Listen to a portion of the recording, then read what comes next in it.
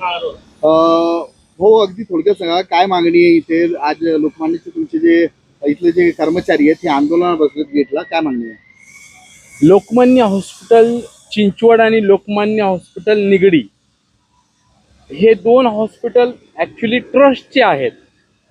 V G वैद्य sir याचे chairman आणि N V वैद्य हे डायरेक्टर, प्रमुख डायरेक्टर.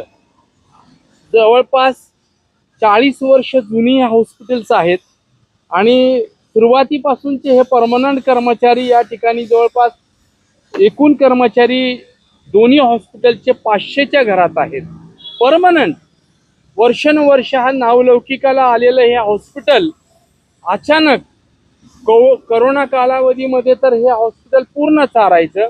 या लोकांनी रात्रंदिवस हॉस्पिटलच्या कल्याणासाठी प्रयत्न केले, प्रगतीसाठी स्वतःची प्राणाची बाजी लावली आणि अचानक काय दुर्बुद्धी सुचली, हे ट्रस्टचे हॉस्पिटल्स अचानक त्यांनी विकायला काढली, हँडओव्हर दुसऱ्याला करायला काढली आणि आता हे हॉस्पिटल सह्याद्री ग्रुपने घेतलेलं आहे असं कळलंय.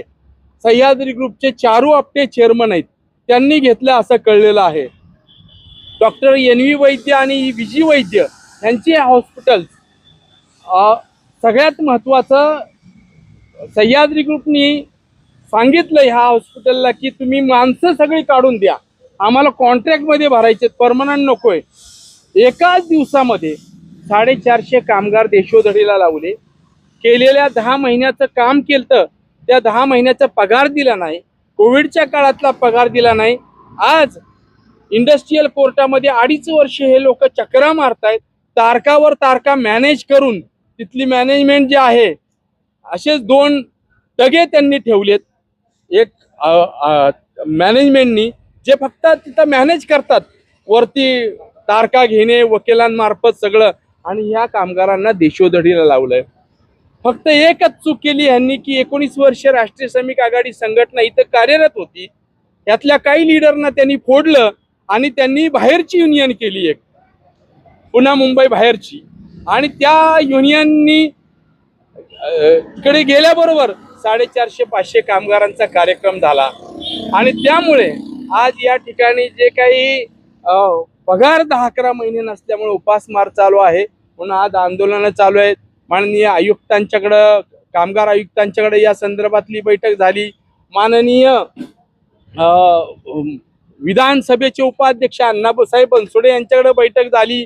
अनेकांच्याकडे मध्यस्थी करण्याचा या कामगारांनी प्रयत्न केला, परंतु त्या कुणालाही ह्या मुजोर व्यवस्थापनानं कुणाचंही ऐकलं नाही. आज उपासमार चालू आहे पगार मिळावा म्हणून. पोलिसांनी पण त्यांना सांगितलं त्यांचं काम केलेल्याचा पगार तरी 10 महिन्याचा द्या. पोलीस सुद्धा सांगितले त्यांना. आता इथनं सगळी मॅनेजमेंट गायब झालेली आहे, कुणी आता राहिलेलं नाही, पळून गेले सगळे. आणि आम्ही इथं आंदोलन चालू आहे. सोमवारी आम्ही तुम्हाला काहीतरी कळवतो, पगार कधी देणार तुमचे, असं मॅनेजमेंटनी पोलीस स्टेशनला एक तो सुनील काळे म्हणून एक त्यांनी ठेवलेला आहे. त्यालाही 10 महिने पगार नाही तो म्हणतो. आणि तो आता पोलिसांना म्हटलं मलाही 10 महिने पगार नाही आणि त्याला मध्यस्थी केलेलं आहे. आणि आता ते सोमवारी कळवतो म्हणलेत, परंतु आता कामगारांची, कर्मचाऱ्यांची अवस्था खूप वाईट आहे. असंच महाराष्ट्रामध्ये चित्र जर राहिलं तर कामगारांचा असंतोष हा वाढत जाणार आहे. सरकारलाही जुमानत नाही, शासनालाही जुमानत नाही. व्यवस्थापन ट्रस्टचं हॉस्पिटल आहे, डायरेक्ट धंदा चालू आहे. कुणाही गरीबाला कुठल्याही इथं उपचाराला मदत नाही, काही नाहीये.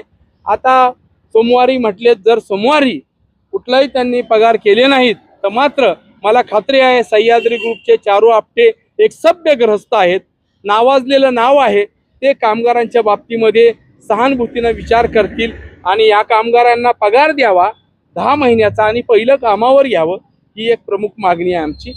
तोपर्यंत आंदोलन हे चालू राहणार आहे.